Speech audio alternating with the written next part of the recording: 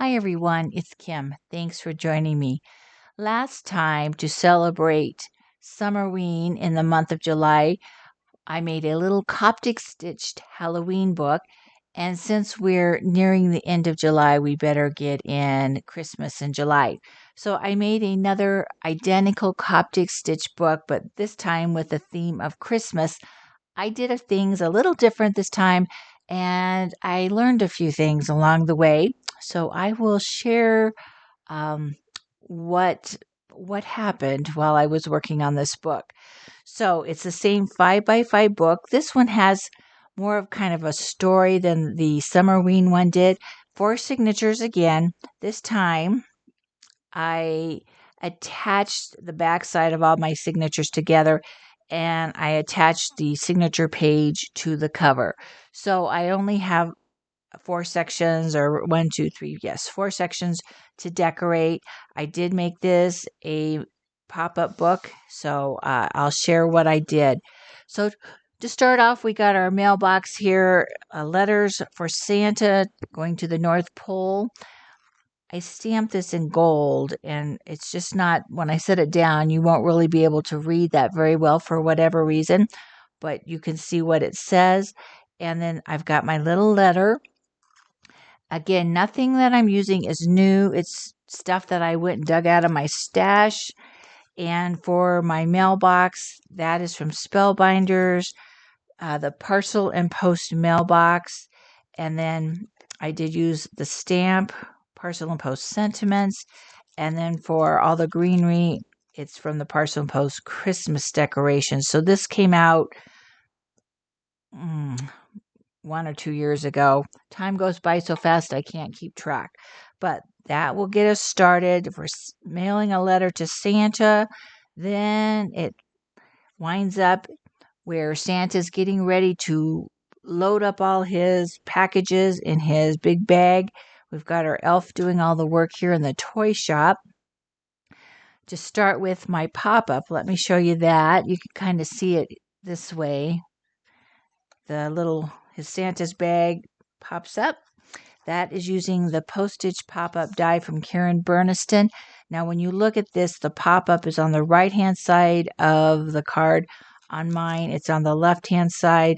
So you can put it on either side. If I turn this around, that gives you an idea how easy it is just to make the pop-up on the left side versus the right. For the other pieces, there are a couple Tim dies, my elf in the packages. This is Santa's helper. And then Santa's bag here is called Toyland. It is a colorized die. Now mine is not grungy like this. I just decided to make it red. And the package in here is the package from this die set. But I didn't put anything else. I just focused on the packages. Santa is a Spellbinders die. Santa's here. Again, there are so many holiday dies out there. Shop your stash, because even if you don't have these exact dies, you have something that will, I'm sure, work. And finally, I needed a little sign for the toy shop. I have this North Pole Sentiments from Spellbinders, so I could have really used a number of these. Santa's Workshop, North Pole, or Toy Shop. I kind of made my determination by the amount of space that I had there in the corner. So once Santa's bag gets loaded up, he is off and flying. And this was actually the first page that I constructed in this book. And I've got the pop-up using Karen's Arch pop-up. And I made it out of acetate since he's flying through the sky. I thought that was a little more realistic if I made it out of acetate. And there are some holes that are die cut in there. And I just mentioned that because if you do this with the acetate, you may think, well, how am I going to cover those holes? Don't worry about them. Nobody's going to see them. If they're looking at whatever you have on that pop-up, they're not going to see these little holes. Then for my village, that is also from Tim. And this is called Holiday Village. Again, it's a colorized die. So I just made that. my Santas. I think I counted up 4 or 5 different Santa sleighs that Tim has. So I just pulled out this one. This is from December 2021. Simon Says Stamp. They had a special, or years ago, they did this where Tim designed a few things specifically for them, and that's where this came from. But again, if you have any Tim holiday dies, 10 to 1, you've got one of Santa with Santa in a sleigh and his reindeer. And then finally, these little trees are from Spellbinders, the Bottle Brush Trees Duo. Again, really any kind of trees. I just needed to fill in the sides here. But I want to share with you what happened to me on this little page. This is the first page after I made the book. This is the first page that I did. So I want to just point out here this little tree in the front. I did cut this die cut in half because there's so many layers. I knew there would be no way to fold this neatly. And there's probably, I'm going to just say, there's at least 3, I think 4 layers underneath this tree. So this little tree, say 4 layers. So after I glued everything in here and I closed it up, it didn't want to close very well. So I kind of had to give it a little push, and then I felt something. And I knew it wasn't good. So let me turn this over and show you what happened. It split the signature. There were so many layers. It split the signature. And now you can see how many layers. So lesson learned, don't have it so thick in the center that it doesn't easily fold. It didn't tear out my stitches or anything, but the paper split, which you can't see here, but you can see on the spine.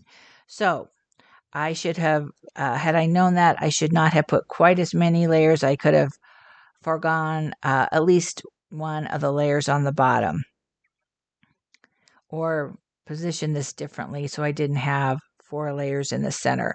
So I just share that with you. I don't know that I can really disguise that on this book. I'll probably just leave it and it'll be a lesson learned. Okay, so once Santa is flying through the sky, next thing he's landing on the rooftop, and we've got Santa going down the chimney. Now, I know there's different chimney dies with Santa going down. This is a really old Sizzix die, which I'll show you here in just a minute. My biggest challenge was figuring out how to make Santa work. I finally found something online. Actually, it was on HSN, if you can believe it, of how this die works. It is a Sizzix die. This is very old. And this is the piece here that makes Santa go up and down. Now, if you have something, another die that has where Santa can go up and down, Pete Hughes has a Sizzix die with a bunny in a hat, much more recent die, but the mechanism to make whatever, the bunny, Santa go up and down is the same. So you could really make your own chimney. This is just a rectangular piece of paper. If you have some kind of mechanism to slide something up and down and just get your own Santa. I mean, I spent a lot of time trying to figure this out, and it isn't that difficult, but I finally found something online that showed me the basics of putting this together. So again, I know there's a lot of other Santas going down the chimney dies out there, so use what you've got. I had this piece already. My roof was already an embossed piece that I just used from my stash. And then for my reindeer, very ornate, beautiful reindeer, magical deers from Spellbinders. And I do think this deer is still available through them. But I tried to keep it a little plain. And I cut down the antlers just so that it would fit better on my card. But once Santa goes down the chimney, he puts the presents around the tree, and then we're all ready for Christmas morning. So this one again is thicker, and I was a little worried what it might do. I didn't have any problems, and that's because I don't have, all the layers lined up by the fold. So even though this is my thickest probably of all of the pop-up pages, it's not all lined up along the fold. So for my Christmas tree, I used the Christmas tree pop-up from Karen Burniston, and she has an add-on set that I used. And the piece that I used on the add-on set is this one right here, the tree skirt, because the die cuts the piece that holds the tree base on. On the original one, it cut this directly into your card base. So this was much better. I could put everything together and then put it onto my card base or my signature page without actually having to cut into it. Now, I did not use this open area and I didn't use the hanging ornaments. After my little issue with the other page that split, I thought I'm going to keep this as simple and thin as possible. So I used all the pieces in the Christmas tree pop-up, excluding the base, which came from the add-on set. But I kept it pretty simple. The other thing, when I read the card, it said it needs a card base of 4¼ by 5½, and I thought, oh no, mine's only 5 by 5. But I had made this tree initially, and this is what saved me, because then I could measure on this, and I knew I'd have plenty of room. I thought if I can't put the star on it, I won't put the star. But I could see I could move this tree skirt all the way up to the top, which is what I did, so that everything would enclose in my 5-inch base, my 5 by 5-inch base, and I could even stick that star on there. So I have just been doing this. I know I've mentioned this before. When I get the dies, and then this way I know I don't have to make it again, and I can see what I have to work with and how much room that it takes, and if I can fudge a little bit. And then finally, just to kind of fill up the sides, I pulled out one of Karen's Christmas borders. This is Christmas Borders 1, and I had several on here that I thought would be appropriate with the tree, and I picked the lights. And finally, the gifts are all from that original elf die of Tim's. Since those are the ones he was loading into Santa's bag, I figured those will be the ones that Santa delivers. And then finally on the back side, I just closed it off by putting Santa flying away, ho, ho, ho, Merry Christmas. The sled is the same one that we looked at earlier, and then I used the moon from that as well. And then ho, ho, ho, and Merry Christmas are 2 dies from Karen Burniston. Merry Christmas is word set 3 holiday, and I didn't have anything that said ho, ho, ho, so again, I went back through Karen's dies, and I had howdy. And boy, if I just die cut ho, ho, ho, ho, there I go. And there was another one that Karen had. So when I'm looking just for like a short word that I just need a couple letters together, a lot of times I go back through her dies. And just like this one, I have those letters together, and that worked out perfectly. So I've done 2 little Coptic stitch books. Again, I'll put the link in the description on how to make the Coptic stitch book, because they really aren't hard and something I really love doing. One other thing that I want to do, kind of a little bonus, and this is something that is, I'm going to say, time sensitive, just because it's a Dollar Tree special here. I found something at the Dollar Tree, and this has nothing to do with our books, but I want to share this in case there's any interest, because as we know, sometimes Dollar Tree gets stuff in one time and then it's gone.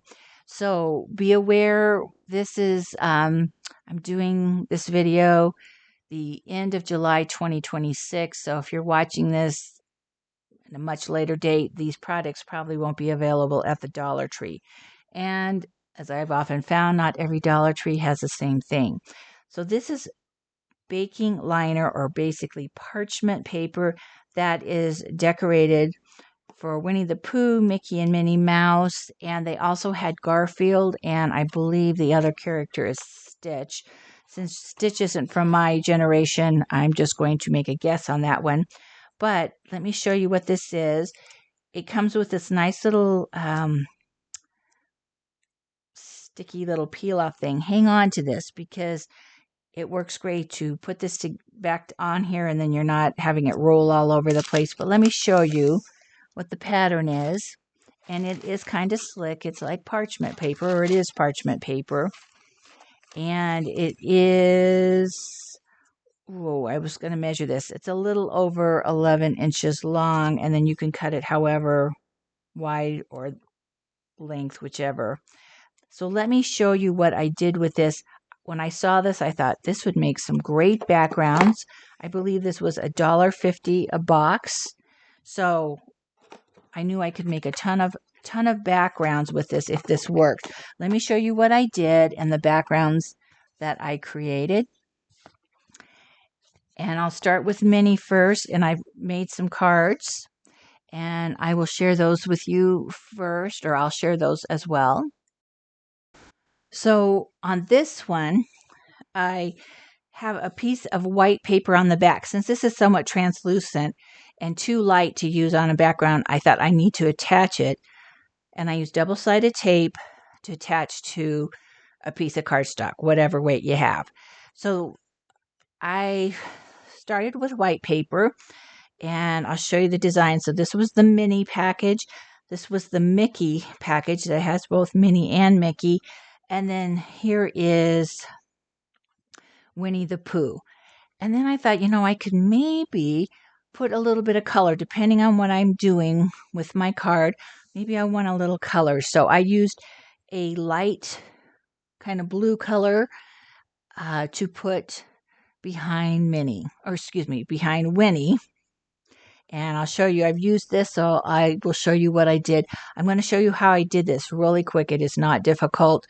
It does take a little time to put the tape down, just if you want it nice and smooth.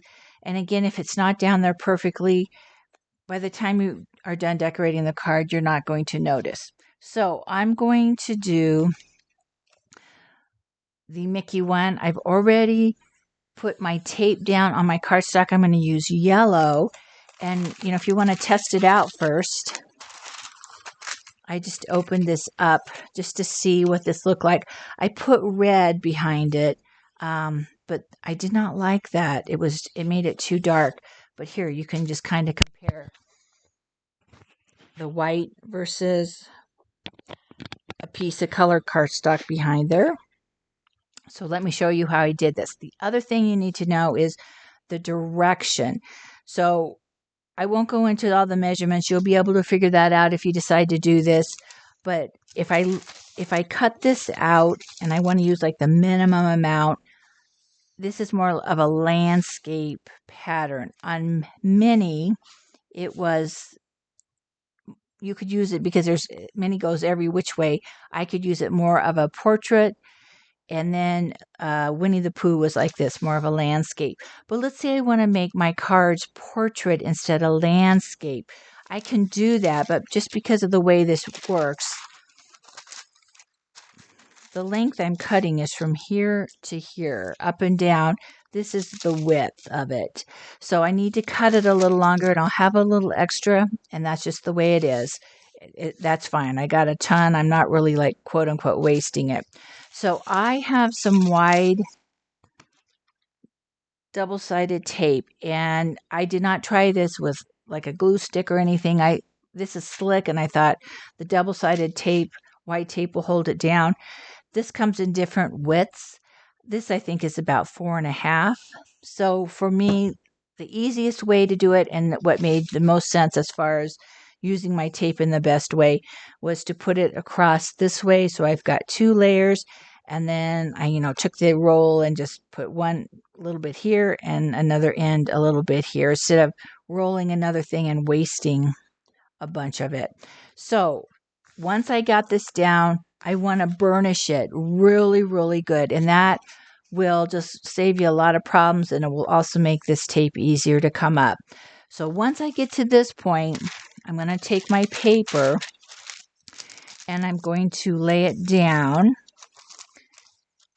And I'm basically going to try to get it lined up a little bit extra over the edge on the top, and you'll have some extra on the bottom as well. And this does have a pattern, so I want to keep it fairly straight. I don't want it like this. I want it straight. So I'm going to take a second and I'm going to line that up. And I'm going to do it on the end where I have those little pieces, because once I get this stuck down, it won't move all over because it is kind of slick to start. So this is fairly even across the top. And I'm just going to pull this back and use my tweezers. And I'm going to pull off this one liner. And again, I take my time and I'm going to just rub this down. Now, if you get a crease or something, don't panic. I will say, because this is kind of slick, you can gently pull that back up. You may not be able to see that. You can see how easy I pull that back up. If that had just been regular paper, that would not have happened. So let me come over here and pull this one up. Get the corner here.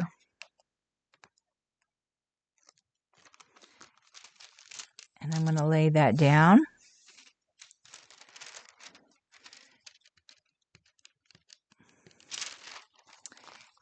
And then let's pull this up, and I'm going to try not to fold that. It seems to really be sticking good. All right. Then I'm going to just pull it across. I'm not going to rip this whole thing off because I kind of want to do this in a more controlled way. And then as I pull the liner off, I'm just going to rub this down on top. Then it goes down nice and smooth. I don't have any wrinkles. It stays lined up good. And then I'm going to pull my last little piece off. Do the same thing, and I know it's tempting just to rip that whole liner off. But if I take my time and just rub it down till we get to the end. And there we go. Now, you saw how easy that came up, and it still comes up easy. So take your bone folder, and again, I really burnish that down to keep that into place, and do the whole thing, and just take your time and burnish that down really good. So then we've got this excess, and it's easy to say, oh, let me do it on my trimmer. Well, I decided not to, because sometimes I've got a little bit of tape hanging out here.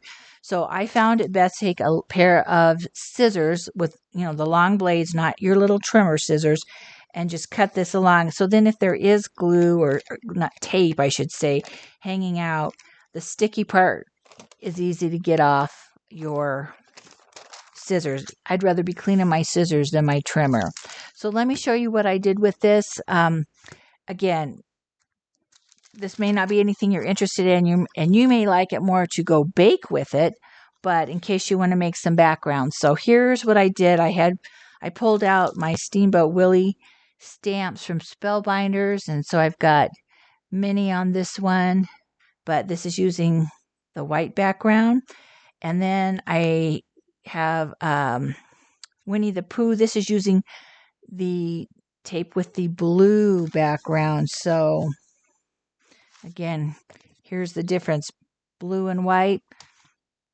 And the blue just gives it a little more color. I had this, it's a silhouette from the Winnie collection, Winnie the Pooh collection. And then this is the better press plate that goes with that collection as well, all from Spellbinders. And then here is Winnie on a little larger size card, using a couple of the dies with Winnie and Piglet, and then with the honey pot. So I just share that with you. If it's something you're interested in, don't delay. Get to your local Dollar Tree store today and see if they have some of this, what they call a baking liner. It's like with the foil and all of that type of stuff. So not quite the Christmas in July topic we started with, but I hope either this maybe gives you some inspiration, or another Coptic stitch book gives you some inspiration as well to create your holiday themed projects. So thanks for joining me, and I'll see you again in a future video.